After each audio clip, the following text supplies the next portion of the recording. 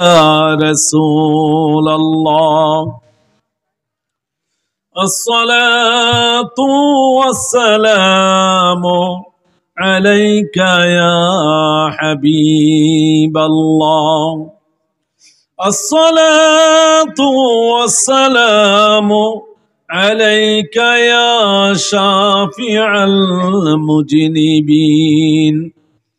الصلاة والسلام عليك يا رحمة للعالمين الحمد لله আল্লাহ পাক রব্বুল আলামিনের দরবারে আলিয়াতে অসংখ্য অগণিত শুকরিয়া আদায় করি যেন মহান রব্বুল আলামিন আজকে এই পবিত্র ঈদ আজম সৈয়দুল আয়াত ঈদ মিলাদুন নবী সাল্লাল্লাহু আলাইহি ওয়াসাল্লাম উপলক্ষে এবং মুর্শিদ বরহক ইমামুশ শরিয়াত ওয়াত তরিকাত হাদিয়ে দ্বীন ও মিল্লাত রাসুল নুমা মহিউস সুন্নাহ মাহিউল বিদআ মুজাদ্দিদ আজম আল্লামা শের গাজী আকবর আলী রেজভী রাদিয়াল্লাহু তাআলা আনহুর স্মরণের আজকের এই ঐতিহাসিক ইসলামী সুন্নি মহাসম্মেলনে আমাদের সবাইকে আসার বসার আল্লাহ ও আল্লাহর রসুলের জিকির করার তৌফিক দান করেছেন এই জন্য আল্লাহর শুকরিয়া আদায় করে সবাই উচ্চ কণ্ঠে বলি আলহামদুলিল্লাহ। আপনারা যারা উপস্থিত হয়েছেন তারা সবাই জানেন আমি শারীরিকভাবে খুব বেশি অসুস্থ, কারণ আমার ওইখানে প্রায় 50 কোটি টাকার উপরে ব্যয় হচ্ছে একটা মাদ্রাসা করার জন্য। তো এতগুলো কাজের ভেতর দিয়ে মাহফিলে যাওয়া আসা করার মতন সময় আমার নাই। তারপরও গতবার আমি এসেছিলাম, এবার আবুল বাশার ভাই যখন আমাকে বলল আমি না করতে পারিনি।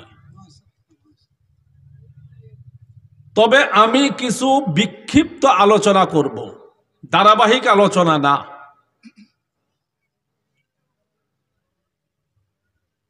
আমার আলোচনাগুলো আপনাদেরকে খেয়াল করতে হবে আমি কি বলতে চাচ্ছি। আমি যে আয়াতে কারিমা পাঠ করেছি ওই আয়াতে যাওয়ার আগে আমি কোরআনে পাকের আরেকটা আয়াত বলতেছি, সেটা হলো উ আনফুসাকুম ওয়া আহলিকুম নারা, তোমরা নিজেরা জাহান্নামের আগুন থেকে বাঁচো এবং তোমাদের পরিবার পরিজন যারা আছে তাদেরকে জাহান্নামের আগুন থেকে বাঁচাও। হুকুম কার? জোরে বলেন আল্লাহ। উ আনফুসাকুম, তোমরা নিজেরা আগে জাহান্নাম থেকে বাঁচো, ওয়া আহলিকুম নারা, এবং তোমাদের আহাল পরিবার পরিজন যারা আছে তাদেরকে জাহান্নামের আগুন থেকে বাঁচাও।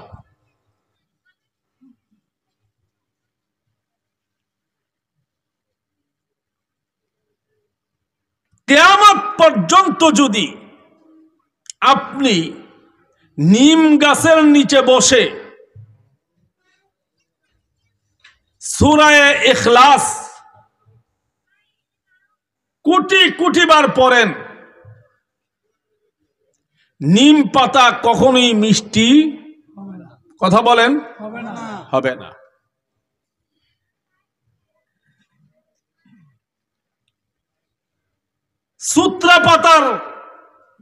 চুত্রা পাতা হাতে নিয়ে যদি আপনি কয়েক লক্ষ বার সূরা ফাতিহা পড়েন,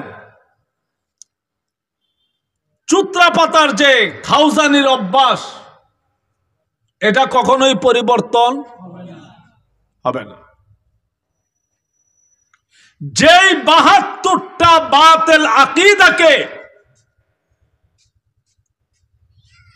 স্বয়ং আল্লাহর রাসূল উনার নূরানি জবান মুবারকে জাহান্নামী বলে সাব্যস্ত করেছেন, ঘোষণা করেছেন, তাম পৃথিবীর সমস্ত ইলম তাদের পিছনে ব্যয় করলেও তারা কোনোদিন হিদায়াত হবে না, তারা কোনোদিন সুন্নি আকীদায় ফিরে আসবে না। কথা কি বুঝাইতে পারতেছি? এক টুকরা কয়লাকে কিয়ামত পর্যন্ত তাম পৃথিবীর সমস্ত সাবান দিয়ে যদি আপনি ধৌত করেন, সাদা হবে? হবে? হবে না। যাদের কলব থেকে আল্লাহ পাক হিদায়াতের নূর তুলে নিয়ে গেছেন, যাদের কলবের মধ্যে আল্লাহ পাক কুফর এবং নিফাকের অন্ধকার ঢেলে দিয়েছেন, তাদেরকে হেদায়েত করার চিন্তাও করা যাবে না। তাদের পিছনে সময় ব্যয় করা ভুল।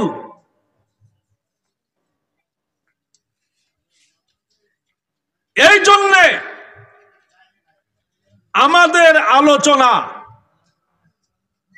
কোন বদ মাযহাবী আহলুল বিদআত, তারা আমাদেরকে ডাকে বিদআতি, তারা আমাদেরকে কি ডাকে? কথা বলেন, বিদআতি। জেলে গেছেন এমন কেউ এখানে আছেন? জান নাই? আমি ছিলাম, আমি জেলে ছিলাম।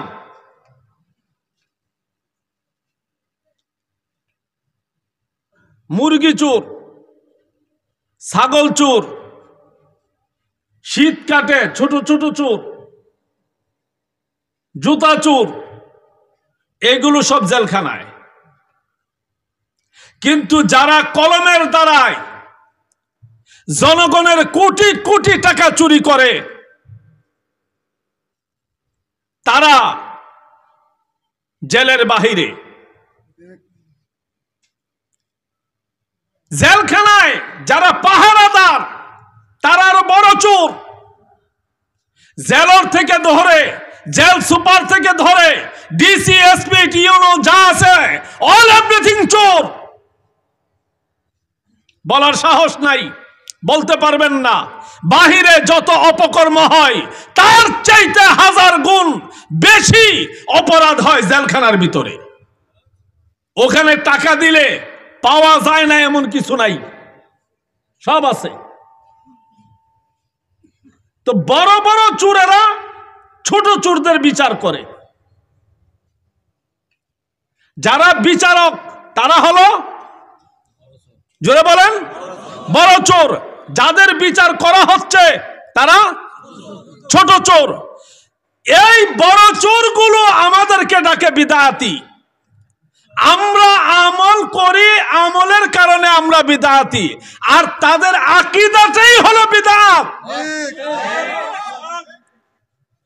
আমলের বিদআত তওবা করলে মাফ হবে।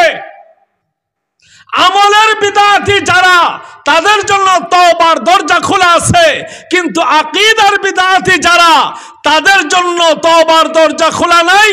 লা শাক্কা ফীহি, নিঃসন্দেহে তারা জাহান্নামী।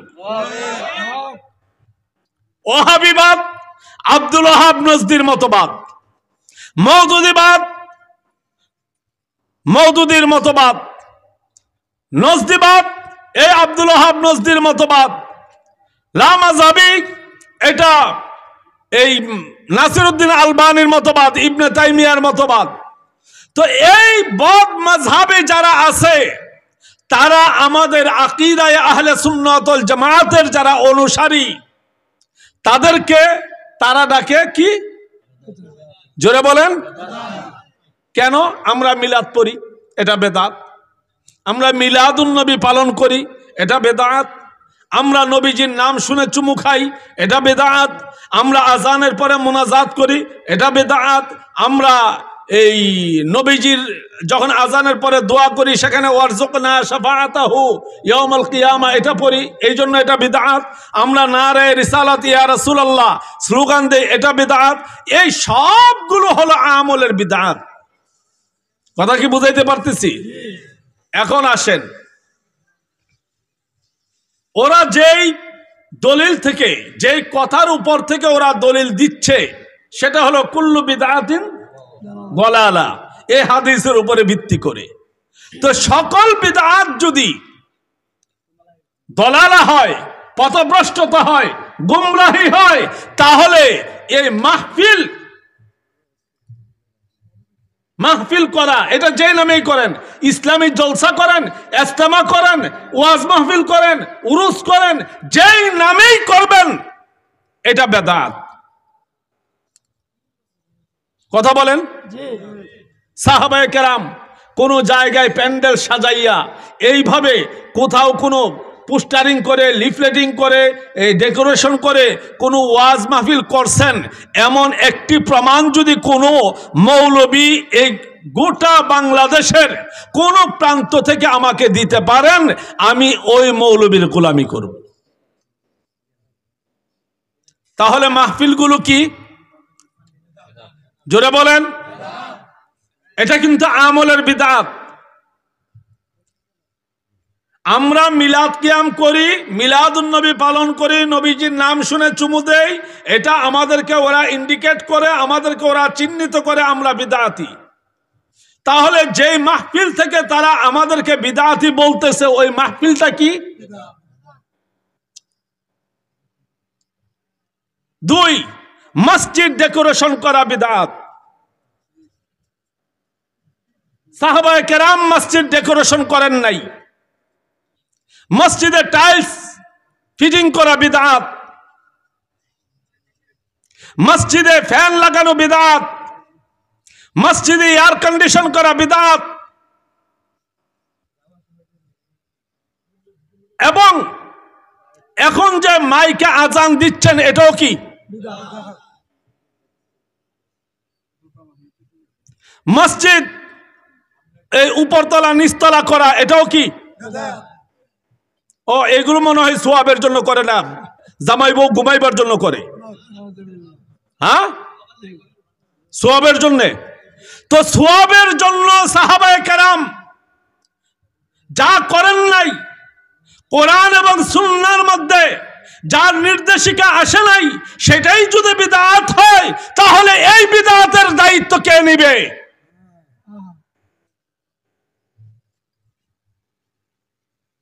কথা বুঝেন নাই? এখন বলেন, আমরা বড় চোর নাকি তারা বড় চোর? আমরা বড় বিদআতি নাকি তারা বড় বিদআতি? রাস্তায় রাস্তায় মাইক টানায়া ভিক্ষা করে মসজিদ করা হারাম। কিয়ামত পর্যন্ত আমাদের সুন্নি এই ইউটিউবার যারা আছে তাদের সমস্যা হলো তারা শুধু ওই যে গানের ভিডিও ছাড়ে, আমরা যেগুলো বলি ওইগুলো ছাড়ে না, কারণ এগুলো চ্যালেঞ্জিং বক্তব্য। আমি চাই আমার প্রত্যেকটা কথা বাতিল আকীদার দুর্গের মধ্যে আঘাত করো। তারা আমাদের কাছে আসো, তারা আমাদেরকে চ্যালেঞ্জ করো। এই দেশের কোন মৌলবী A to Z, যতগুলো মৌলবী আছে, যত গ্রুপের মৌলবী আছে, কোন মৌলবী আমাদের সামনে বসতে চায় না। এই জন্য বলবো, শুধু গান গজল সুরেলা ভিডিওগুলো তোমরা ছাড়বা না, চ্যালেঞ্জিং বক্তব্যগুলো মাঠে বেশি বেশি ছাড়বা, যাতে করে বাতিল আকীদাদের দুর্গের মধ্যে আঘাত লাগে। আমি বলতেছিলাম, মাওলানা মুফতি সোহরাব হোসেন জালালী সাহেব এসেছেন, আল্লাহ পাক ওনার হায়াতে বরকত দান করুক, সবাই বলুন আমিন। আমি যে কথা বলতেছিলাম, তাহলে এই যে ওরা আমাদেরকে বিদআতি বলে, আসলে কি আমরা বিদআতি নাকি তারা বিদআতি? তাদের ওয়াজ মাহফিল বিদআত, তাদের মসজিদ বানানো বিদআত, তারা যেই সিস্টেমে মাদ্রাসা করে মাদ্রাসা করা বিদআত, তারা যেই লেভেল ধরছে এই লেভেলটা পুরোটাই বিদআত। তারপরেও তারা আমাদেরকে বিদআতি বলে, কারণ এটা তাদের ওজিফা। এটা কি? জিনের রুগী নিজের বসে কথা বলে? হ্যাঁ, নিজের হুশে কথা বলে? এক ছেলে পরীক্ষায় 110 পাইছে, মার্ক কত থাকে? মার্ক থাকে 100। ওই ছেলে পরীক্ষায় পাইছে কত? 110। জিজ্ঞাসা করা হয়েছে মাস্টারকে, মার্ক তো 100, আপনি তাকে 110 দিলেন কিভাবে? আরে 100 তো তার জেনুইন নাম্বার, সে যে আমার বাসায় মিষ্টি নিয়ে গেছে ওইটার 10 আছে না?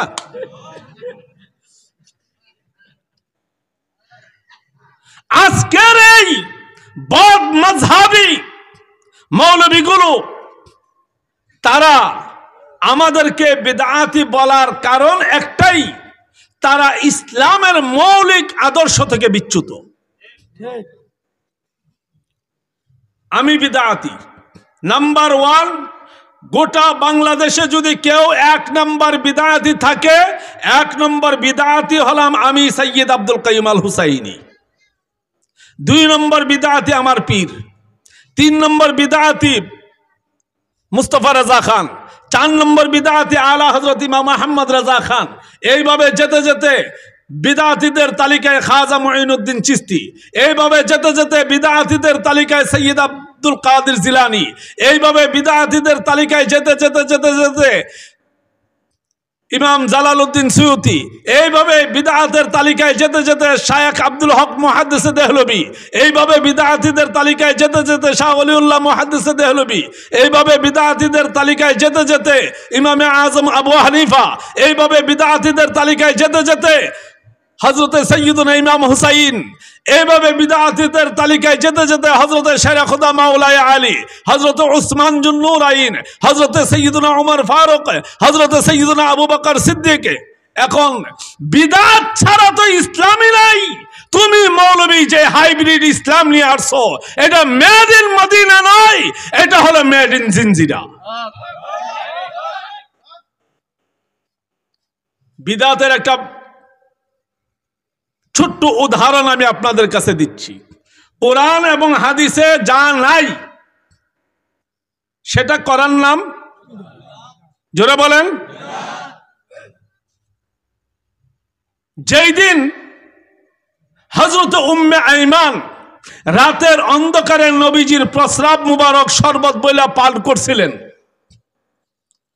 উনি কোন কিতাবের হাওলা দেখে পান করলেন? কোন কিতাবের রেফারেন্স? হ্যাঁ, যেদিন হযরত আনাস বিন মালিক রাদিয়াল্লাহু তাআলা আনহু নবীজির জুতা মুবারকের ধুলিকণা মাথায় তুললেন, সেদিন দলিল হ্যাঁ নাই। যেদিন আল্লাহর হাবিব মক্কাতুল মুকাররমা থেকে হিজরত করে মদিনাতুল মুনাওয়ারায় গেলেন, আর মদিনার বালক বালিকারা নেচে নেচে আল্লাহর হাবিবের জুলুস করলেন। তোলাআল বদরু আলাইনা মিন সানিয়াতিল বিদাই ওয়াজাবা শুকরু আলাইনা মাদা লিল্লাহি দাই। সেই দিন কি কোরআনের এটা নির্দেশ ছিল? হাদিসের নির্দেশ ছিল?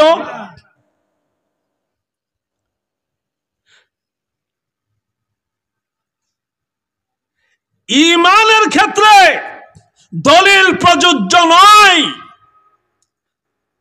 আমি বহু আগে এই আলোচনাগুলো করেছি। 3 জায়গায় দলিল দেওয়া যায় না, দলিল চাওয়া যায় না। এক জায়গা হলো আল্লাহ পাকের তাওহীদ, 2 হলো নবীজির রিসালাত, 3 হলো মায়ের সতীত্ব। এই 3 জায়গায় দলিল চাওয়া যায় না, দলিল দেওয়া যায় না।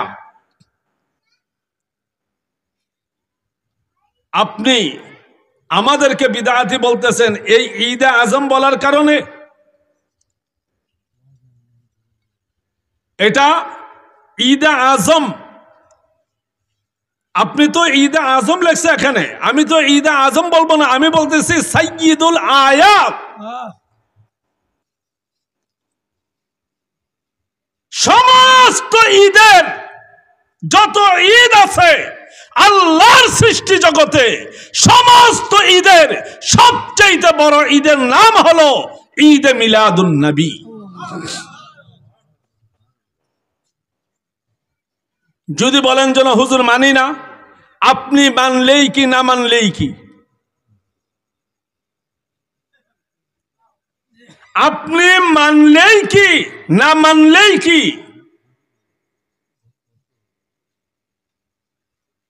ছাগলকে কখনো মিষ্টির স্বাদ বোঝানো যায় না, পারবেন? হ্যাঁ, আপনাদের কুমিল্লার সবচেয়ে দামি মিষ্টি রসমালাই। আমি টাকা দেই 1 কেজি মিষ্টি কিন্না, রসমালাই কিন্না, এই এলাকার সবচেয়ে বড় ছাগল যেটা আছে ওইটাকে খাওয়ায়া জিজ্ঞাসা করবেন যেন মিষ্টিটা কেমন হয়েছে।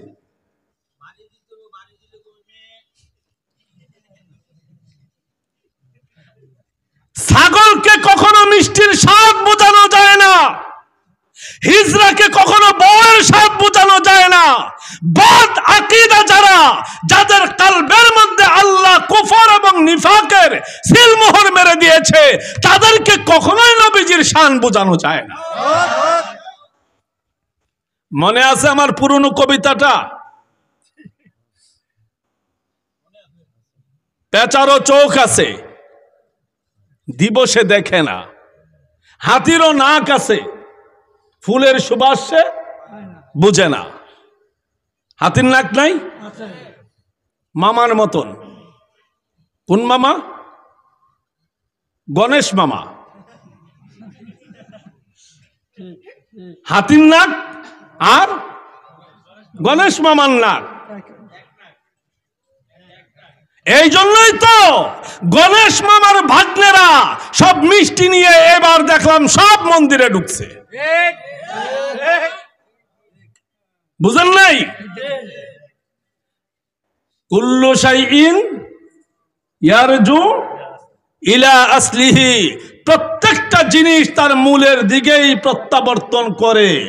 এই শোনো, আমরা মাজারে যাই কারণ আছে, কারণ মাজার হইছে আমাদের বাপ দাদাদের। আমরা যাদেরকে আব্বা ডাকি, আব্বা, এই আমাদের আব্বাদের হয় মাজার, তোমাদের আব্বাদের মাজার হবে না। কারণ আমাদের আব্বারা তোমাদের আব্বাদেরকে জুতা দিয়া পিটাইয়া কালিমা পড়ে মুসলমান বানাইছে। বুঝেন নাই? হ্যাঁ, আমাদের বাপ দাদাদের ধর্ম ছিল একটা, ইন্না দীনা ইনদাল্লাহিল ইসলাম। কিন্তু তোমাদের বাপ দাদাদের ধর্ম ছিল 33 কোটি দেব দেবী। আমাদের বাপ দাদারা আরব ছেড়ে, ইয়েমেন ছেড়ে, ইরাক ছেড়ে এই দেশে এসে তোমাদের বাপ দাদাদেরকে জুতা দিয়া, খরম দিয়া, পিটাইয়া, কালিমা পড়াইয়া মুসলমান বানাইছে। এই জন্য তোমরা মাজারে যাইবা না, তোমরা মন্দিরে যাইবা, কারণ তোমাদের পূর্বসূরি যারা ছিল তাদের রক্ত ছিল মন্দিরের রক্ত। বুঝেন নাই? আমি কোন দল বুঝি না, কোন দলকে খাওয়ার সময় আমার নাই। বাংলাদেশে যত নেতা নেত্রী আছে সবগুলোকে আমি চিনি। আব্দুল কাইয়ুম আল হুসাইনি, ইমাম হুসাইনের রক্ত জমিনের কাউকে ট্যাক্স দেওয়ার জন্য এই বাংলাদেশে আসে নাই। তুমি কোন দল করো, তুমি এই দেশে ইসলামী শাসন ব্যবস্থা কায়েম করবা, ইসলাম কি তোমার বাপ দাদার? হ্যাঁ, জামাত ইসলামীর কে কে এই দেশে ইসলাম আনছে বলেন? হ্যাঁ হ্যাঁ, হেফাজতের কারা কারা এই দেশে ইসলাম আনছে বলেন? হ্যাঁ, আমি চ্যালেঞ্জ করে বলি, কিয়ামত পর্যন্ত চ্যালেঞ্জ করলাম, বাংলাদেশ রাষ্ট্রকে চ্যালেঞ্জ করলাম, আমার বাপ দাদা এই দেশে ইসলাম এনেছে।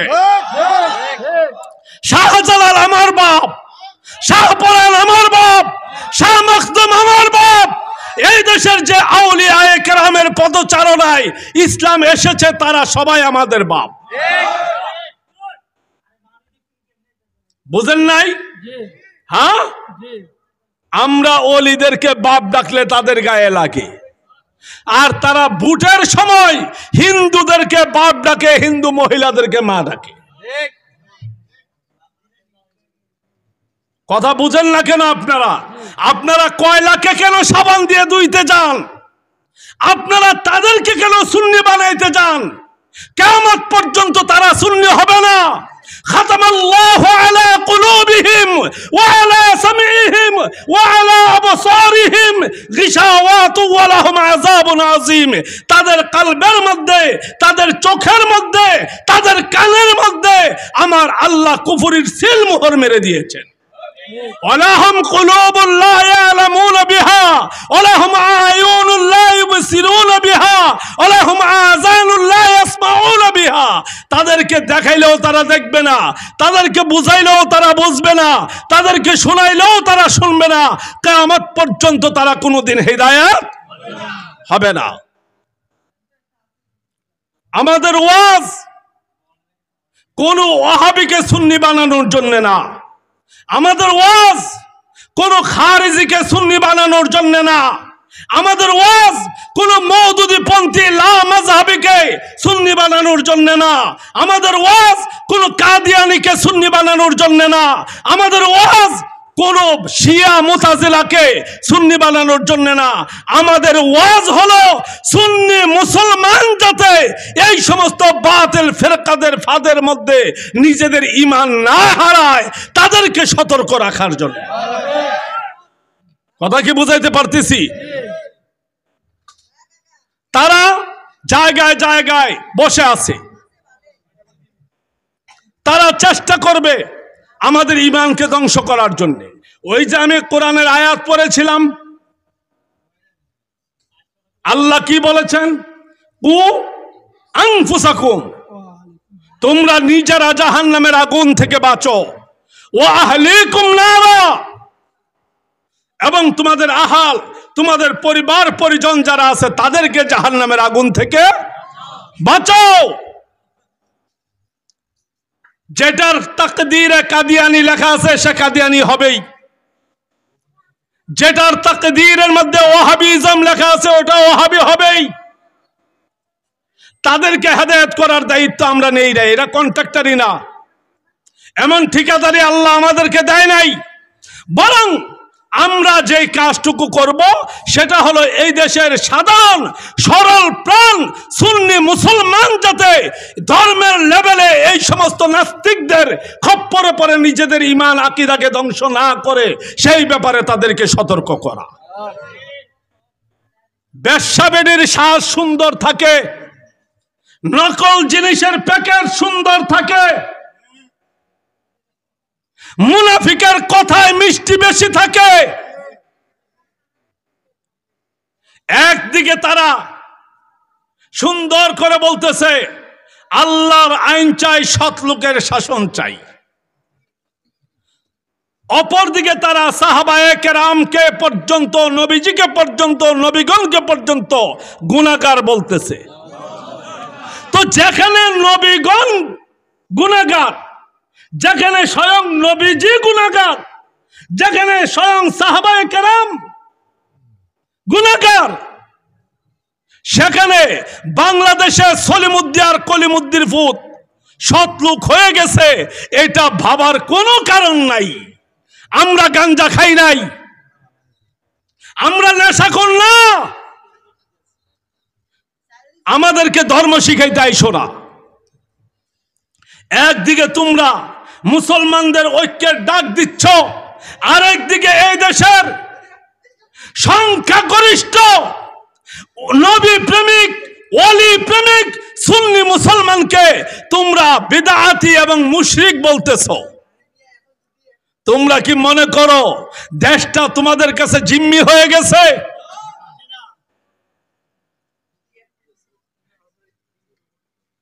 সোহরাওয়ার্দী উদ্যানে তোমরা ডাক দিলে 20 লাখ লোক হয়, কয় লাখ? তোমরা প্রমাণ করতেছ সরকারের কাছে তোমরা সংখ্যাগরিষ্ঠ।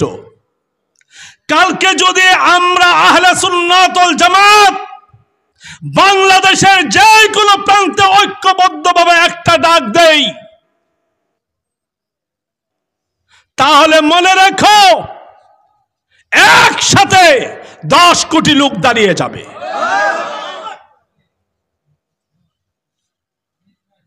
আমরা এতদিন মুখ খুলি নাই, হজম করেছি, খেলা দেখেছি, ধৈর্য ধারণ করেছি, সবর ইখতিয়ার করেছি। তোমরা মনে করেছো আমরা কাপুরুষ। আমরা লড়াইয়ের ময়দানে জন্মগ্রহণ করেছি। আমাদের পূর্বপুরুষেরা রক্ত দিয়ে ইসলাম কায়েম করেছে।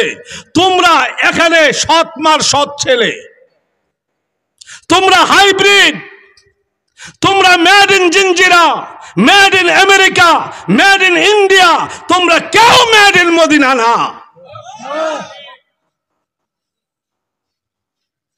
এই জন্য বলবো আমাদেরকে ধর্ম শিখাইতে আইসো না। বলো বিদআত নিয়ে বসলে বসো, কবে বসবা, কোথায় বসবা? আমি মুতালেব হোসেন সালিহি না, এমন হাজার হাজার মুতালেব হোসেন সালিহি আব্দুল কাইয়ুম আল হুসাইনির জুতার নিচে থাকে। যারা ফেসবুক চালান, মনে আছে তাদের? যারা ফেসবুক চালান, এই দেশের নাম্বার 1 একজন হাইব্রিড মৌলবী আসছিল সেই আমেরিকা থেকে, যিনি ঘোষণা দিয়েছিল ফেসবুকে রেজবিদেরকে রাষ্ট্রীয়ভাবে অমুসলিম ঘোষণা করা হোক। মনে আছে তার নাম? তার নামটা মনে আছে আপনাদের? ফেবু শায়েক, ডক্টর বেহুদা। আইনুল হুদার কথা মনে নেই আপনাদের? এই আইনুল হুদা সে ফেসবুকে ঘোষণা দিয়েছিল, ভিডিও দিয়েছিল রেজবিদেরকে রাষ্ট্রীয়ভাবে অমুসলিম ঘোষণা করা হোক। এই দেশের সব সুন্নিরা আইনুল হুদাকে মাথায় তুলে নিল। আরে আব্দুল কাইয়ুম আল হুসাইনি কাহারও দাওয়াতের পরোয়া করে না। আমার মুর্শিদ আমাকে আলাদা তৈরি করেছেন। পৃথিবীর সমস্ত আগুন হজম করার মতন শক্তি দিয়েই রেজবি আমাকে ব্রাহ্মণবাড়িয়া থেকে সুনামগঞ্জের মাটিতে পাঠিয়েছেন। সেদিন কেউ চ্যালেঞ্জ করে নাই আইনুল হুদাকে। আমি চ্যালেঞ্জ ছুড়ে দিলাম। আবুল কাসেম ফজলুল হক থেকে ধরে সমস্ত সুন্নি আলেমরা আমার উপরে ক্ষিপ্ত হয়ে গেল। আপনি সুন্নিয়তের ঐক্য ধ্বংস করে দিচ্ছেন, আপনি সুন্নিয়তের কল্যাণ চান না, আপনি ফিতনা সৃষ্টি করতেছেন। আমি বললাম ওয়েট এন্ড সি, অপেক্ষা করো, টুমরো এই সাপ তোমাদেরকে আঘাত করবে। বছর ঘুরতে পারে নাই, বছর ঘুরার আগেই তার কলম আলা হযরতের উপরে উঠে গেল।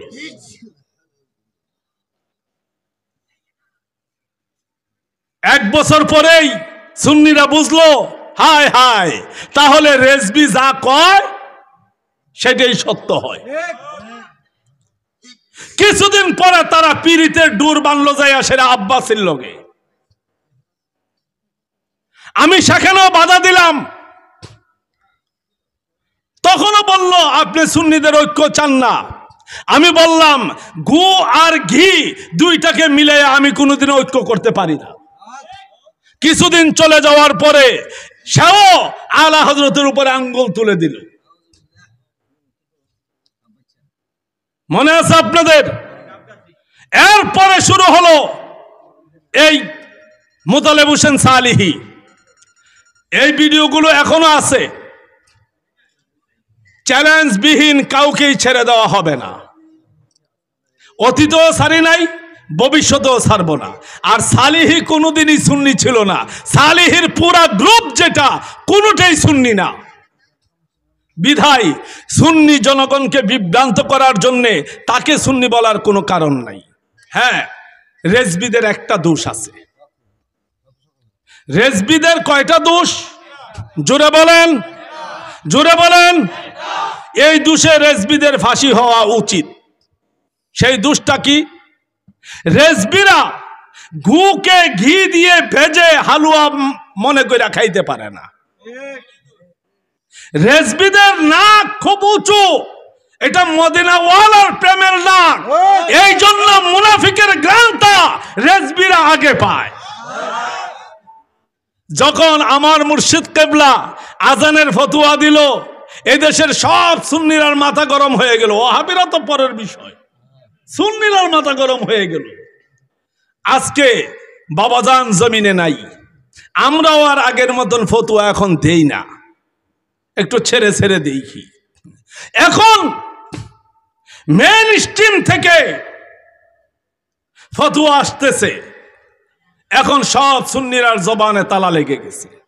এতদিন আমরা যদি বলছি মাইকে আজান দেওয়া যাবে না, মাইকে ইবাদত করা যাবে না, তখন আমাদের বিরুদ্ধে ফতুয়া আসছে, রেজবিরা ফিতনা ছড়ায়।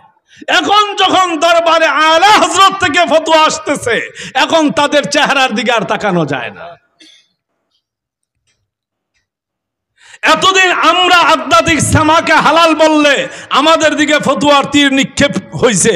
এখন যখন নাকি স্বয়ং আলা হযরতের পীরের দরবার মারহারা শরীফের মধ্যে আধ্যাত্মিক সামা হয়, আর সেই ভিডিও যখন বাংলাদেশে প্রচার হয়, তখন ওনাদের চেহারার দিকে তাকানো যায় না।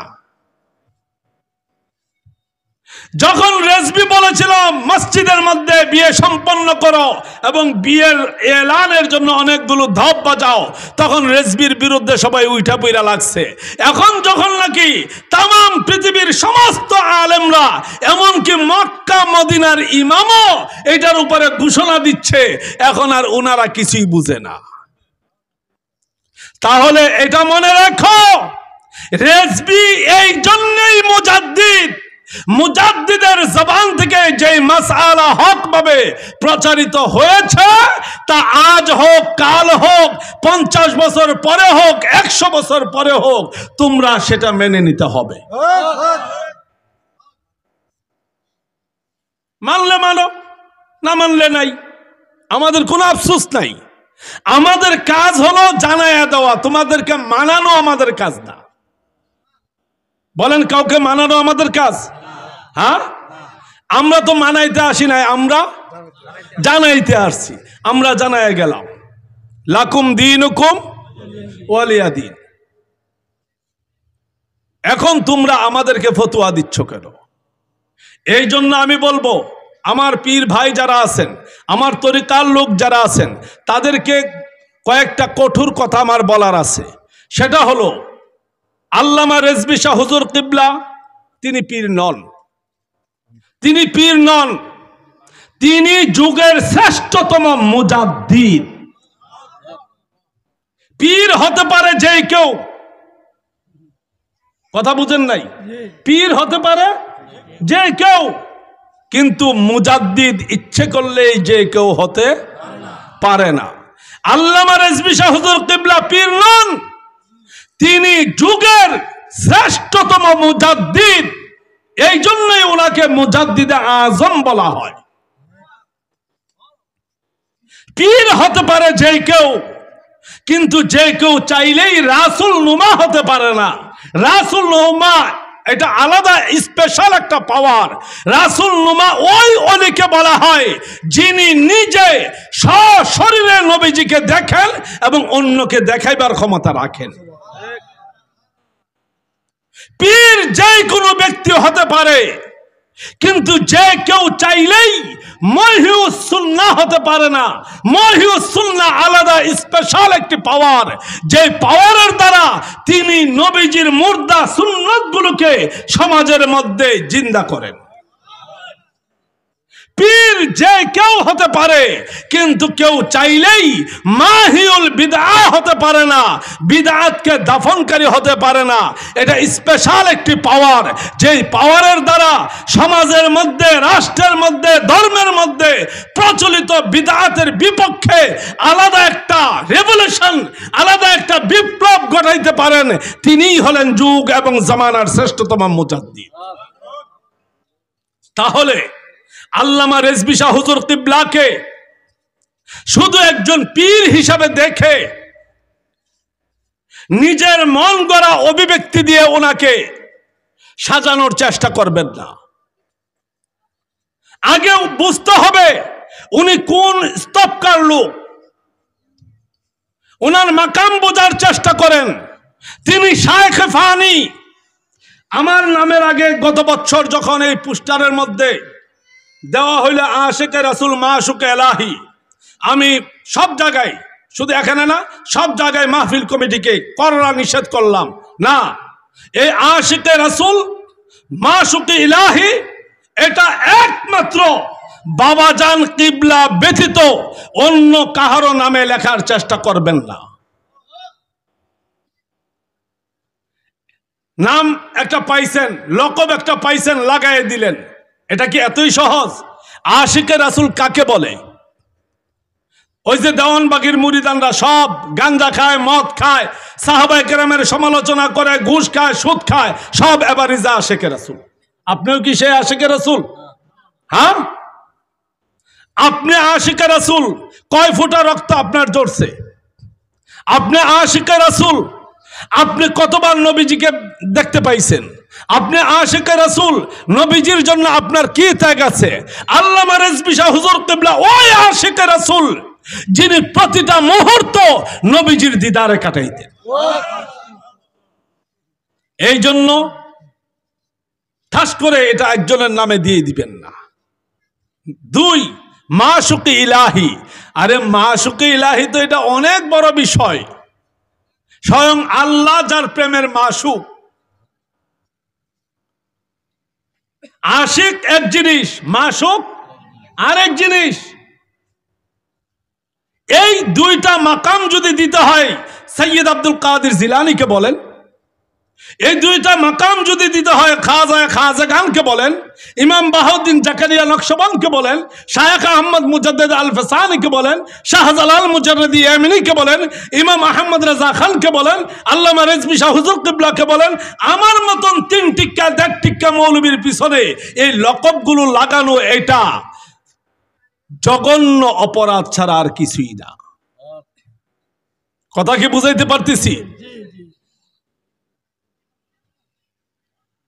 এই দেশে এই ধরনের কিছু ভাষা প্রয়োগ করার কারণে আমরা নিজেদের ইমেজ হারিয়ে ফেলতেছি।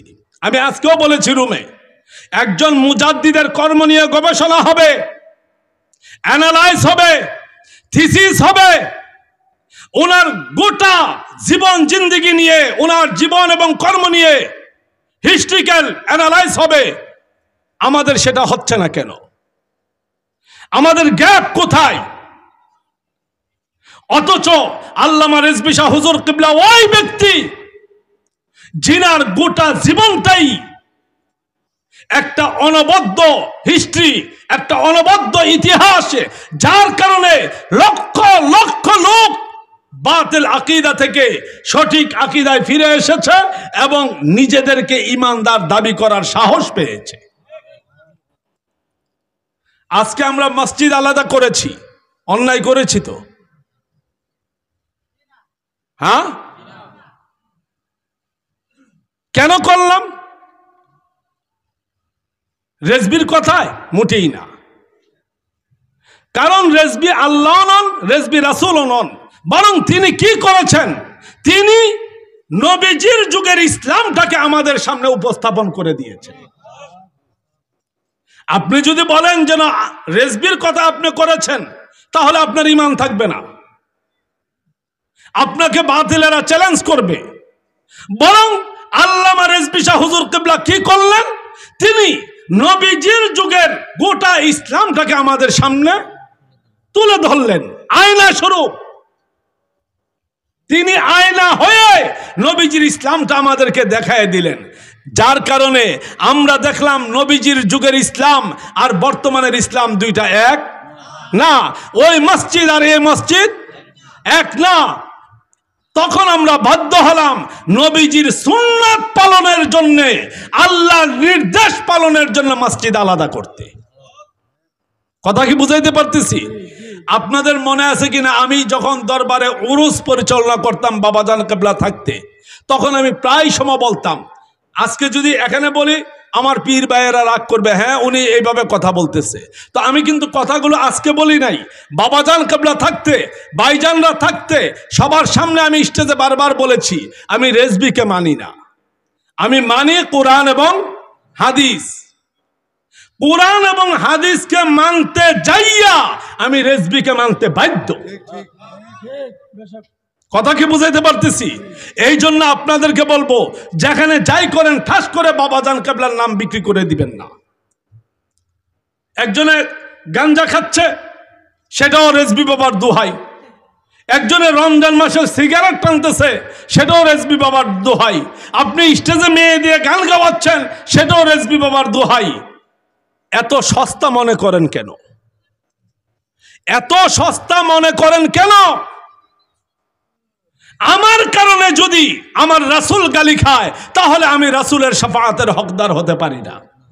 আমার কারণে যদি আমার মুর্শিদকে কেউ একটা বাজে কথা বলে, একটা, তাহলে আমি মুরিদের উপযুক্ত না। আমার কথা এবং কাজ দুটাই হতে হবে আমার মুর্শিদের আদর্শের অনুরূপ, যাতে করে আমাকে দেখে 500 বাতিল তাদের বাতিল আকীদা ছেড়ে হক পথে আসতে বাধ্য হয়। আমাকে দেখে যাতে একজন বলে যেন এটাই যদি রেজবি হয়, এটাই যদি রেজবির আদর্শ হয়, তাহলে আমরা রেজবি হইতে কোনো আপত্তি নাই। আমি যে এলাকায় থাকি সুনামগঞ্জে, আপনারা জানেন এটা আমার জন্মস্থান না। আমি সেখানে 2005 সালে বেড়াইতে গেছিলাম। 2006-এ তাদের সাথে আমার বাহাস হয়েছে। 2007-এ আমার বিরুদ্ধে মামলা হয়েছে। সেই মামলায় আমি বহিরাগত প্রমাণিত হওয়ার পরে সেখানে আমার আত্মীয় স্বজন কিছু জমি আমাকে দিছে। এরপর আমি আস্তে আস্তে ওইখানে বিচরণ শুরু করছি। পরবর্তীতে বাবাজান কেবলার নির্দেশে আমি সেখানে সেটেল হইলাম এবং সেখানে কার্যক্রম শুরু করলাম। এখনো ওইখানে রেজবির নাম বললে কেউ নট এ সিঙ্গেল পাই আপনাকে দিবে না। এই যে আমি অসুস্থ ছিলাম, হসপিটালে ছিলাম, প্রায় 8.5 লক্ষ টাকা খরচ হয়েছে। আমার নিজ এলাকা থেকে আমার আত্মীয় স্বজন সহ কেউ আমাকে একটা টাকাও দেয় নাই, কেউ না। ইভেন আজকে যে আমি কোটি কোটি টাকা খরচ করে মাদ্রাসা করার পরিকল্পনা নিছি, মাটি ভরাট করতেছি, জমি কিনতেছি, কেউ আমাকে 10 পয়সা দিয়ে সহযোগিতা করতেছে না। সেই জায়গাটা আর এই জায়গাটা পালপাড়া অনেক বেশ কম, কারণ এটা বাবাজান কেবলার আবাদকৃত এরিয়া। এখানে রেজবির নামে কিছু করতে চাইলে অন্তত পক্ষে 10টা টাকা হইলেও কারো না কারো কাছে পাওয়া যায়। তো আমি যে জায়গাতে আছি ওই জায়গাটা ছিল অলিপুরীর আখড়া। কার কথা কি বুঝাইতে পারতেছি? এটা ছিল অলিপুরের আখড়া। আমার থানা প্রপারে প্রত্যেক বছর তাকে নেওয়া হইতো, আশেপাশের গ্রামগুলোতে নেওয়া হইতো। আমি আস্তে আস্তে আস্তে আস্তে ঢুকে মামলা কয়টা 17টা মামলার মোকাবেলা করে জেল খেটে আস্তে আস্তে ওই জায়গাটাকে এমনভাবে এখন আবাদ করছি যেন এখন কিছুটা হইল আপনারা ওই এলাকায় গেলে আজানের আগে সালাতু সালামের আওয়াজ আপনাদের কানে আসবে। এখনো আপনারা গেলে এখন আপনাদের কানে মুস্তাফা জানে রহমত পে লাখো সালামের আওয়াজ আসবে। কই আমার এলাকায় তো কোনো লোক আমার মুর্শিদ সম্পর্কে আর মন্তব্য করার সাহস পায় না। তাহলে আমার কথা হলো, ওই যে বলছিলাম তা'মুরুনা বিল মা'রুফ ওয়া তানহাউনা আনিল মুনকার, এটা কোরআনের আয়াত, যে আয়াত দিয়ে আমি শুরু করেছিলাম, কুনতুম খায়রা উম্মাতিন উখরিজাত লিন-নাসি তা'মুরুনা বিল মা'রুফ ওয়া তানহাউনা আনিল মুনকার। আল্লাহ পাক বলেন, আমি তোমাদেরকে সমস্ত মানুষদের মধ্য থেকে বাছাই করে যাচাই করে এক্সট্রা পাওয়ার দিয়ে তোমাদেরকে আমি উম্মতে মুহাম্মাদি বানিয়েছি, তোমাদেরকে শ্রেষ্ঠত্ব দিয়েছি, যাতে করে তোমরা এই মানব জাতিকে তা'মুরুনা বিল মা'রুফ ওয়া তানহাউনা আনিল মুনকার, সৎ কাজের দিকে আদেশ করো, অসৎ কাজের দিকে নিষেধ করো। আমরা যারা আল্লামা রেজভী শাহ হুজুর কিবলার মুরিদ, আমাদের কাজ সমাজে ফিতনা সৃষ্টি করা না। আমরা ফিতনা সৃষ্টি করতেও যাই না, আমরা শুধু বুঝাইয়া দিচ্ছি। কেন বুঝাইয়া দিচ্ছি? একটা উদাহরণ দিই। আমার গ্রামের মধ্যে অনেকেই ছাগল পালে, আমিও পালি। যারা ভিডিও দেখছেন তারা তো জানেন আমি ছাগল পালি। এখন ছাগি ধরাইতে হইলে কার কাছে নিতে হয়? জোরে বলেন। পাঠা? না না না, আপনাদের কুমিল্লার মানুষ ভুল। আমাদের এইদিকে ছাগি ধরাইতে হইলে সব খাসির কাছে নেয়।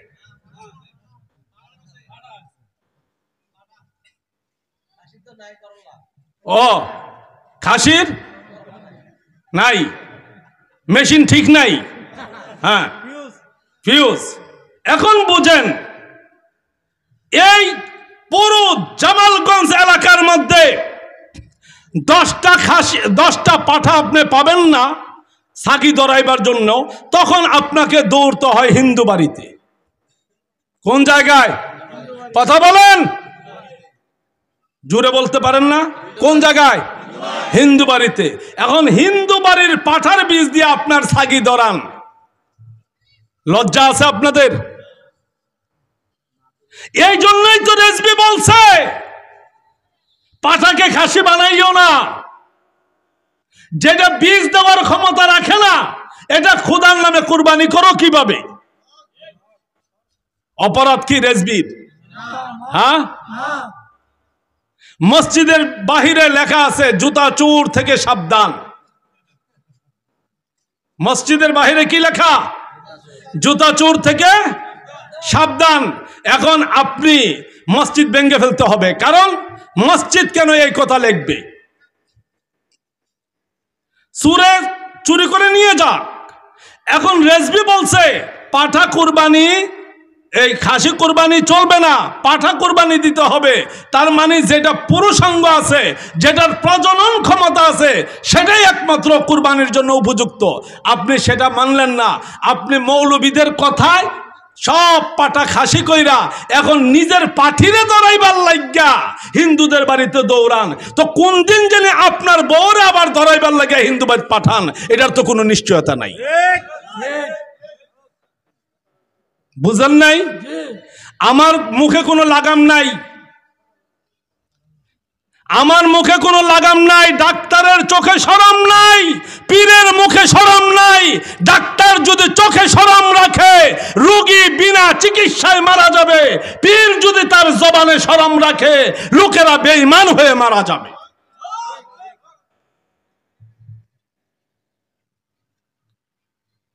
রেজবির প্রত্যেকটা মাসালা হাকিকতপূর্ণ। হাকিকত যদি না বুঝো, তাহলে বুঝতে হবে তোমার মধ্যে ফরমালিন আছে।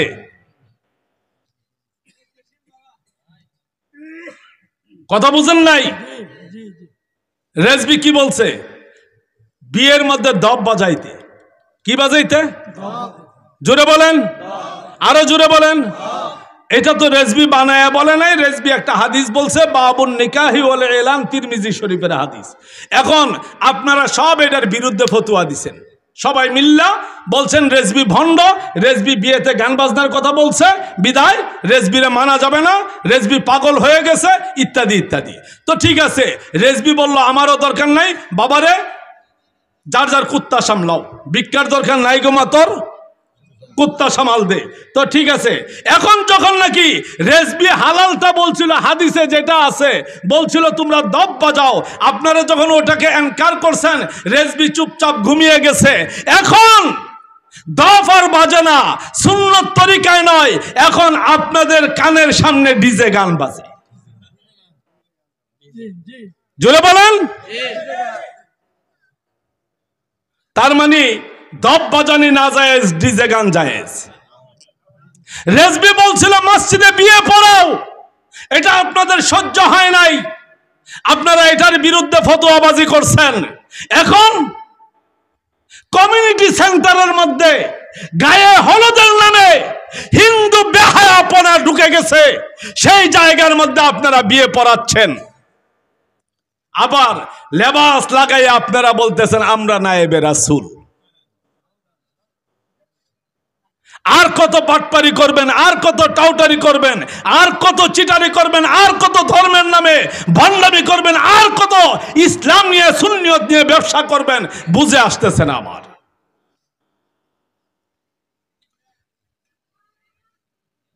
একটা দলিল দিবেন, এই যে মসজিদ 2 তলা 3 তলা 4 তলা করা হয়, একটা দলিল দেন আমাকে।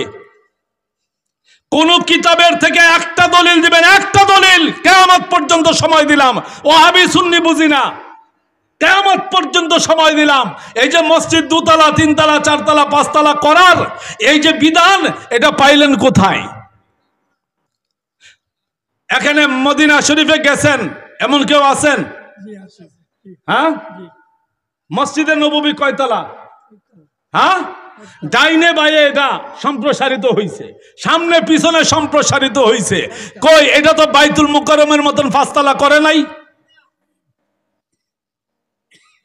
বাইতুল্লাহ শরীফ কয় তলা? হ্যাঁ, বাইতুল্লাহ শরীফ মানে কাবাঘর 1 তলা। তো ওটাকে কি 5 তলা করা গেল নইলে? তো ওইগুলো আপনারা করবেন অন্যদের অনুকরণে, আর সব দোষ আইসা পড়বে রেজবির উপরে। বুঝলাম। সর্বশেষ, আপনারা নামাজ তো পড়েন, কম পড়েন বেশি পড়েন, কিছু কিছু পড়েন তো। আরে আজকে তো আমি এক বড় বিপদে পড়ছিলাম, বাচ্চা গেছি ঠেলার ছুটে। আমার 9টার বাসে উঠার কথা, তো রাস্তায় একটু সমস্যার কারণে আমি 9টার বাস পাই নাই, 10টার বাসে উঠছি। উঠার পরে কিছু দূর আসার পরে মনে হয় 10-15 কিলোমিটার আসছি, এর মধ্যে মুসল্লিরা চিল্লাফাল্লা শুরু করছে বাসের মধ্যে। আজকে শুক্রবার, জুমার জন্যে বাস দাঁড় করাইতে হবে। কারা শুরু করলো? মুসল্লিরা। তো আমি তো আবার আপনাদের মতন মাশাআল্লাহ এত রেগুলার মুসল্লি না, আমি সুবিধা মতো মুসল্লি কি। আমি বললাম, সুপারভাইজার সাহেব শুনেন, কি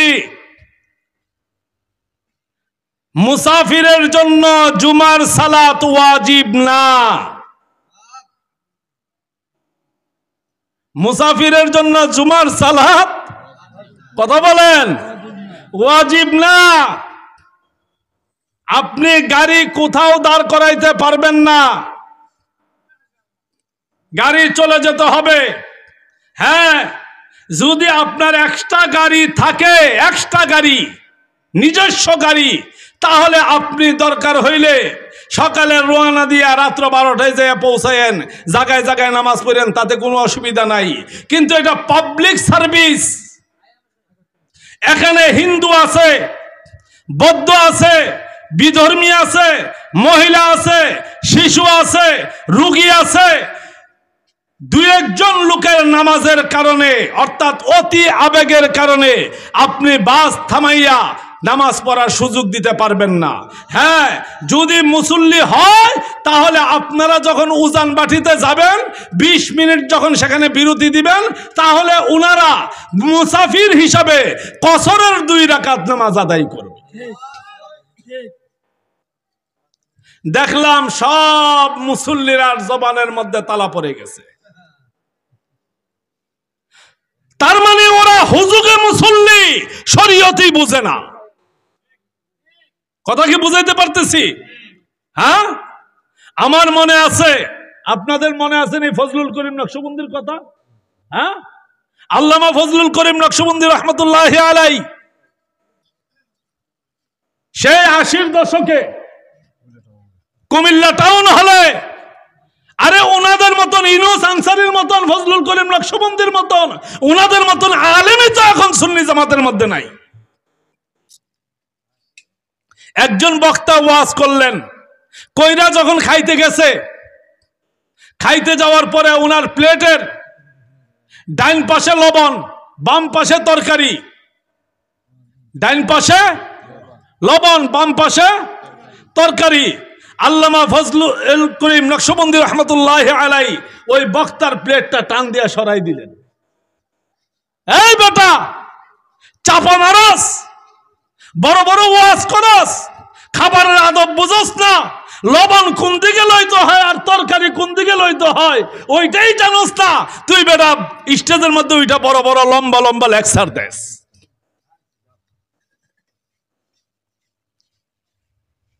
লবণ নিতে হয় বাম পাশে, তরকারি নিতে হয় ডাইন পাশে, এইটাও মৌলবী জানে না। আমাদের দেশের মৌলবীরা সুয়াবের ওয়াজ করে, নামাজ পড়েন নামাজ পড়েন নামাজ পড়েন, কিন্তু স্বামী স্ত্রী মেলামেশা করতে হইলে কোন দিকে শুইতে হবে, কোন দোয়া পড়তে হবে, কোন নিয়মে মেলামেশা করতে হবে ওটাও জানে না। এখানে যারা আছেন বাহিরের লোক তো না, আমার পীর ভাই, আমার ম্যাক্সিমাম পীর ভাই সেটা জানে না। অথচ নামাজের চাইতে গুরুত্বপূর্ণ হলো এটা আগে জানা, কারণ এটার দ্বারা আদম সন্তান বৃদ্ধি পাবে, এটার দ্বারা নবীজির উম্মত বৃদ্ধি পাবে। এটা যদি সঠিক না হয় তাহলে নামাজ রোজাও সঠিক হবে না। কথা কি বুঝাইতে পারতেছি? পীরের কাজ শুধুমাত্র ওজিফা দেওয়া না, পীরের কাজ প্রত্যেকটা মুরিদের শরীয়ত, তরিকত, হাকিকত, মারিফত, চাইরটা উসুলের মাধ্যমে মুরিদের সমস্ত নাপাকি দূর করে তাকে নবীজির দরবারের গোলাম হিসাবে উপযুক্ত করে গড়ে তোলাটাই হলো মুর্শিদের কাজ। এই জন্য আমার মুর্শিদ কেবলা লেখেন নাই বা বলেন নাই এমন কোন সাবজেক্ট নাই। কাজা নামাজের বিধান পাইছেন? বাবাজান কেবলার লিখা কাজা নামাজের বিধান ছিল কি ছিল না? হ্যাঁ, উজায়েফে রেজবিয়া ছিল কি ছিল না? আদেশ নিষেধ ছিল কি ছিল না? তো উনি সব বিষয়ে পুঙ্খানুপুঙ্খভাবে লেখছেন, বলছেন যেগুলো প্রকাশ্যে বলা যাবে না। আগে যখন তিনি হেঁটে সফর করতেন, আমরা যখন এই ওয়াজের আগে বা ওয়াজের পরে ঘরের মধ্যে বসতাম, তিনি গরুয়াভাবে আমাদেরকে অনেক মাসালা শিক্ষা দিতেন। দিছেন না ভাই? তাহলে আজকে কোন সিস্টেম চলতেছে? এই জন্য বলবো আমাদেরকে আমাদের মুর্শিদ কিবলার অনুসরণ করতে হবে। ওই এই পারের পিসাব কি করছে, ওই পারের পিসাব কি করছে, ওই পীরের মুরিদানরা কি করছে, এগুলো আমাদের দেখার বিষয় না। যাদের পিছনে আপনারা সময় ব্যয় করতেছেন, বলেন তো দেখি ওই পীরের মুরিদানরা কারা আমাদের দরবারের একটা মাসালা মানে? হ্যাঁ, বরং সুযোগ পাইলে তারা আমাদের বুকের মধ্যে ছুরি বসায়। আর বাংলাদেশে বর্তমানে প্রায় 85% পীর শিয়া আকীদায় দীক্ষিত হয়ে গেছে, শিয়াদের কাছে বিক্রি হয়ে গেছে। তারা উপরে আহলে বাইতের প্রেম দেখায়, কিন্তু ভিতরে ভিতরে তারা সাহাবায়ে কেরামের সাথে দুশমনি করে। আমার মুর্শিদ কি শিয়া? বলেন। হ্যাঁ, কোন শিয়া কি মুজাদ্দিদ হতে পারেন? অতীতের কোন মুজাদ্দিদ কি শিয়া ছিলেন, ওহাবি ছিলেন, খারিজি ছিলেন? তাহলে মনে রাখতে হবে আল্লামা রেজভী শাহ হুজুর কিবলা হলেন হকের প্রদীপ্ত উজ্জ্বল করটি। যাকে চিনা, যাকে চেনা, যাকে মানা একজন ইমানদারের জন্য সবচেয়ে বড় খুশনসিব। আপনি বাবাজান কিবলার আদর্শকে প্রচার করেন, ওনার ছবি প্রচার করবেন না, ওনার আদর্শ প্রচার করেন। ছবি প্রচার করলে কোনো লাভ হবে না। ছবি আপনার অন্তরে রাখেন। ছবি রাখবেন কোথায়? জোরে বলেন। মিল্লাতে ইশকে আজহামা মিল্লাতে জুদাস আশকেরা মিল্লাত মাযহাবে আজা খোদাস।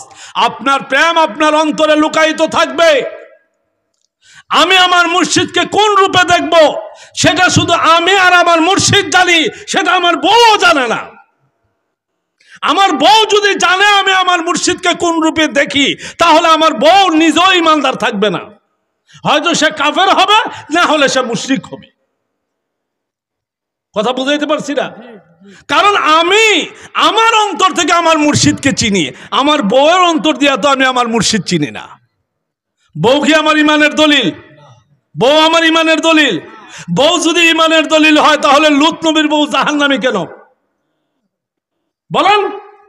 বউ যদি ইমানের দলিল হয়, হযরতে ইমাম হাসান মুস্তাফা রাদিয়াল্লাহু তাআলা আনহু 5 জন স্ত্রীকে তালাক দিলেন কেন?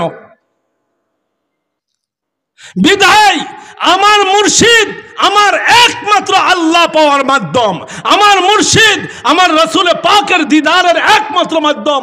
আমার মুর্শিদকে আমি কোন স্তবকায় রাখবো, কোন মাকামে রাখবো, এটা আমার বউ জি ফুত কেউ জানবে না। আপনি ছবি দিয়া বাবাজান কেবলাকে বুঝাইতে চাচ্ছেন, আরে আপনার ছবি এমন কোটি কোটি ছবি যেখানে শেষ, রেজবির শান সেখান থেকে শুরু। আপনি এই ছবিগুলো, এই ভিডিওগুলো ফেসবুকে ছেড়ে এক পয়সার কোনো লাভ করেন নাই, বরং লোকদের কাছে আমার মুর্শিদ কেবলাকে হেয় প্রতিপন্ন করেছেন। এমন ছবি কেন ছাড়বেন? শুধু গান বাজনাই কি রেজবির দলিল? বলেন, আমার পীর ভাইরা বলেন শুধু গান বাজনা দলিল? আমার মুর্শিদ কেবলার সারা জীবনের পরিশ্রম, উনার ত্যাগ, উনার আদর্শ, সেইগুলো প্রচার না করে আপনি শুধু গানের ভিডিওটা নিয়ে ছাড়েন কেন? কেন? হ্যাঁ, গান গাইবেন। কে কে গান গাইতে পারেন আসেন আমার সাথে, রাতের বেলা দরজা লাগাবেন, আপনি আর আমি থাকবো, আমরা 5 জন পীর ভাই থাকবো, সেখানে গাইবো। সেইটা সেই গোপন প্রেমের কথা কেউ জানবে না, কেউ না, ইভেন কেরামন কাতিবিনও জানবে না। এটা হলো মুর্শিদের প্রেম। আপনি বাজার জমায়া, মজমা জমায়া, সেখানে গাওয়ায়া, ভিডিও কইরা, এই ভিডিও নাইচা ইয়াং পোলাফাইন, যেই ছেলেরা বিড়ি টানে, যেই ছেলেরা প্রস্রাব করে পানি ব্যবহার করে না, তারা নাচতেছে, আপনি ভিডিও করতেছেন। ইউটিউবাররা এই ভিডিও নিয়ে ছাড়তেছে, ভিউ বাড়তেছে, তাদের ইনকাম হচ্ছে, কিন্তু গালি খাচ্ছে রেজবি।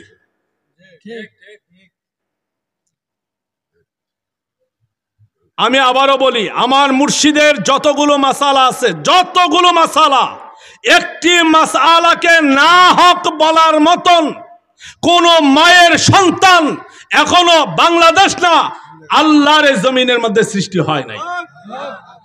আমলি মাসালা নিয়ে যদি তারা বসতে চায়, আমি বসবো। আমি হাসপাতাল থেকে বের হয়ে আইসাই নকশবন্দি যখন থামে না, তখন তাকে বাক্সবন্দি করলাম আমি।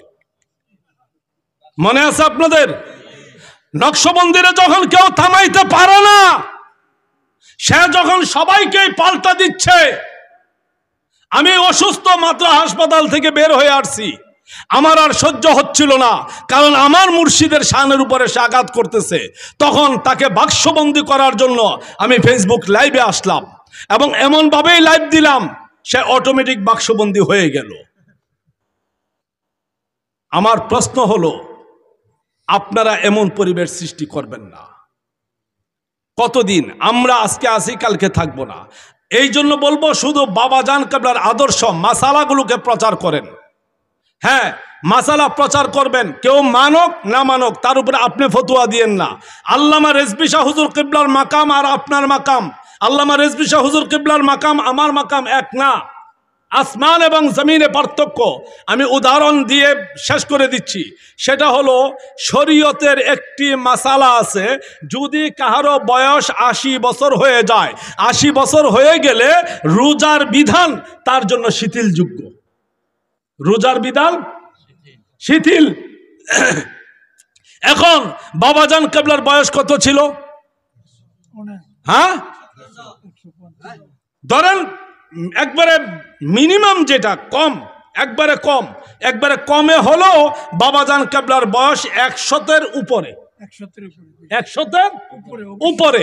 তাহলে 80 হইলে যদি শরীয়তের বিধান শিথিল হয়, এখন ওনার বয়স তো 100-এর উপরে চলে গেছে, এখন ওনার জন্য শিথিল কিনা? জোরে বলেন, শিথিল।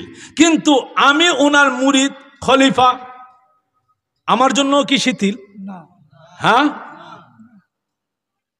তাহলে আপনি কখনোই কোন বিষয়ে আল্লামা রেজভী শাহ হুজুর কিবলার সাথে নিজেকে কম্পেয়ার করার চেষ্টা করবেন না। আল্লামা রেজভী শাহ হুজুর কিবলার সাথে হুজুরের আওলাদদেরকে কম্পেয়ার করবেন না। আল্লামা রেজভী শাহ হুজুর কিবলার সাথে দরবারের কোন আলেমকে কম্পেয়ার করবেন না, কারণ আল্লামা রেজভী অনলি ওয়ান পিস। কথা কি বুঝাইতে পারতেছি? ওনার জন্য যা হালাল, যা বৈধ, তা আপনার আমার জন্য হালাল না, বৈধ না। উনি শায়েখে ফানি, জিনার হাল, জিনার মাকাম মাগলুবুল হাল, যিনি অধিকাংশ সময় নবীজির দিদারে ডুবে থাকতেন। আপনি কিভাবে উনার বিষয়টাকে আপনার নিজের মধ্যে আইনা সাপোর্ট দেওয়ার চেষ্টা করেন? কেন করেন এইগুলো আপনারা? আপনাদের এই সমস্ত কথা, এই সমস্ত কাজ করেন তো করেন, সেটা আবার ফেসবুকে দেন। দেওয়ার পরে এইগুলো নিয়ে নানান ধরনের বিদ্রুপাত্মক আলাপ আলোচনা হয়, লাস্টে সব গালি যায় পরে, জোরে বলুন, বাবাজান কিবলার উপরে। নবীজি বলছেন, তোমরা বিধর্মীদের দেব দেবীকে গালি দিও না, বিধর্মীদের দেব দেবীকে গালি দিও না। তোমরা যদি তাদের দেব দেবীকে গালি দাও, তারা অজ্ঞতাবশত তোমাদের আল্লাহ এবং রাসূলকে গালি দিবে। কথা কি বুঝাইতে পারতেছি? তাহলে আপনি মুরিদ, এমন কোন কাজ করবেন না, এমন কোন কথা বলবেন না যে কথা বা কাজের দ্বারা আমার মুর্শিদ কিবলার শানের উপরে কেউ আঘাত করে। এটা হলো আপনার জন্য বড় হক। আপনি মানতে পারেন না পারেন, জিম মেরে বসে থাকেন, কিন্তু এমন কোনো কথা বললেন না। রমজান মাসে আপনি উপেন চায়ের স্টলে বৈশা সিগারেট টানতেছেন, রোজা তো নিজে রাখছেনই না, মাথায় কালো টুপি দিয়ে আবার বলতেছেন আমার ফিসাব কইছে। আমি রেজবিয়া দরবারের আগুনে পুরো একজন লোক। বলেন কোন জায়গায় বাবাজান আপনাকে বলেছে? যদি বলে থাকে ঘরের ভিতরে, তাহলে সেটা আপনার জন্য এক্সট্রা ভাবে খাস ছিল। আপনি যখন গোপন কথা, বাসর ঘরের গোপন কথা যেই লোক বাহিরে আনে, সে না স্ত্রী হওয়ার উপযোগী না স্বামী হওয়ার উপযোগী, তাকে কতল করা ওয়াজিব। যদি বাবাজান আপনাকে এক্সট্রা ভাবে কোনো কথা গোপন বলে থাকেন, এই যে খাদেম নজরুল আছে এখানে, নজরুল কোথায়? খাদেম নজরুল আছে। বাবাজান কিবলা একবার দুবার নয়, বহুবার আমাকে দরবারে এক্সট্রা ভাবে ডেকে নিছেন, খানকাতে ঘুম পাড়াইছেন, রাতের অন্ধকারে 2টা 2:30টায় ডেকে আলাদা রুমে নিয়ে গেছেন। ওনার জীবনের বহু গোপন কথা আমাকে বলছেন, সেটা আমার কাছে ওনার আমানত। সেটা কি আমানত? যে ব্যক্তি মুর্শিদের আমানত রক্ষা করতে পারে না, সে মুরিদ হওয়ার যোগ্য না। যদি আপনাকে গোপনে ঘরের মধ্যে কোনো কথা বলে থাকে, কোনো কথা বোঝায় থাকে, তাহলে ওই কথা আপনার গলায় ছুরি লাগলেও ওইটা দরজার বাহিরে আসার উপযোগী না। এই জন্য বলবো, যারা গালি দিচ্ছে তারা যতটুকু দায়ী, আমরা যাদের কারণে হুজুর কিবলার শানের উপরে আঘাত আসতেছে, আমরা তার চেয়ে বেশি দায়ী। কথা কি বুঝাইতে পারতেছি?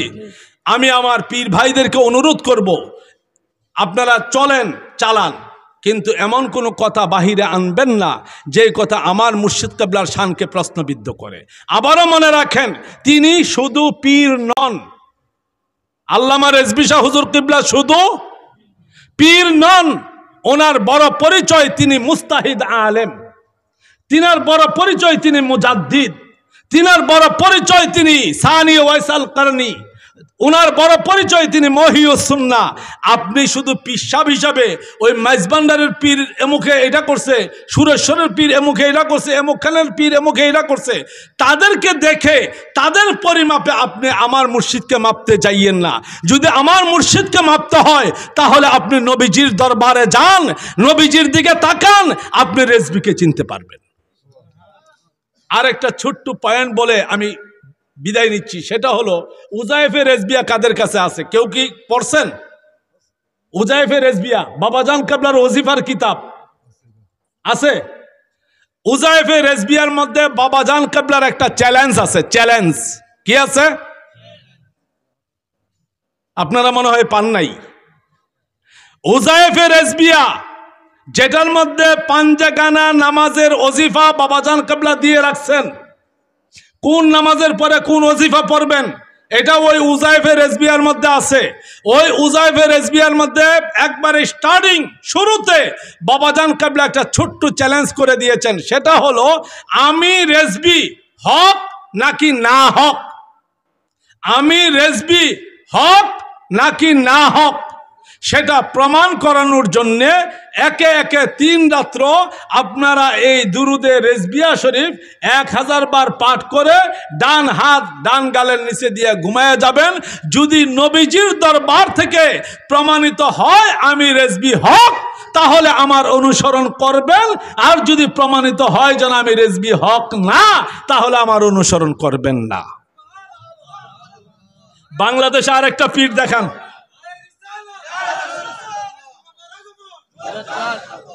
বাংলাদেশে আরেকজন পীর দেখান,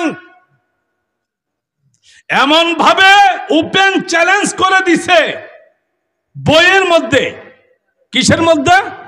বইয়ের মধ্যে, কিতাবের মধ্যে এমন ভাবে ডাইরেক্ট চ্যালেঞ্জ করে দিছে। আরেকজন পীর দেখান। সমস্যা কি জানেননি? ওই কিতাবগুলো এখন আর পাওয়া যায় না। এই জন্য আমি দরবারে শাহজাদাদেরকে বড় ভাইজান কেবলা থাকতে বহুবার বলছিলাম যেন আপনারা এই যে বাবাজান কেবলার যে লেখনী সেটা জনগণের মধ্যে বেশি বেশি ছড়াই দেওয়ার চেষ্টা করেন। এইগুলো না পাওয়ার কারণে আমাদের লোকেরা এখন হুন্না মুসলমান, মুখস্থ মুসলমান। এই জন্য আমাদের অনেক জায়গায় সমস্যা হচ্ছে। আল্লামা রেজভী শাহ হুজুর কেবলা তিনি সাধারণ কোনো ব্যক্তি নন।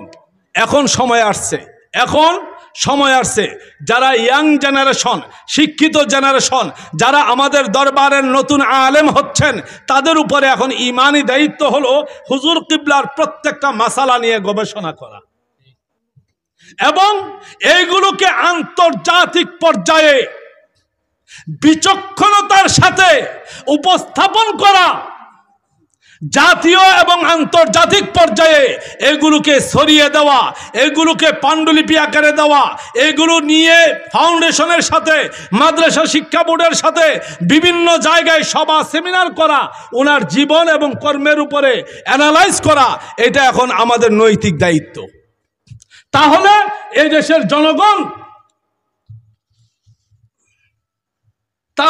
দেশের জনগণ জানতে পারবেন যেন আল্লামা রেজভী শাহ হুজুর কিবলার অবদানটা কি।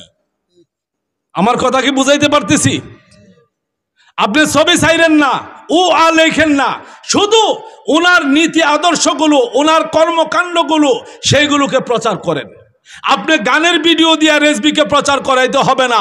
আল্লামা রেজভী শাহ হুজুর কিবলা স্বমহিমায় উদ্ভাসিত, তিনি পরিচয় হওয়ার জন্য আসেননি, বরং আমাদেরকে পরিচয় করানোর জন্য এসেছেন। বিধায় আপনি শুধু ওনার আদর্শগুলো প্রচার করেন। কেউ মানবে, কেউ মানবে না, কেউ সমালোচনা করবে, কেউ গ্রহণ করবে, কিন্তু আমাদেরকে থেমে থাকলে চলবে না। আল্লাহ পাক রব্বুল আলামিন আমাদেরকে মহান মুর্শিদ কিবলার রূহানি ফায়েজ দান করুক এবং সকল বিভ্রান্তি থেকে, সকল বাতিল আকীদার ফিতনা থেকে আমাদের ঈমান আকীদাকে হেফাজত করুক। সবাই বলুন আমিন।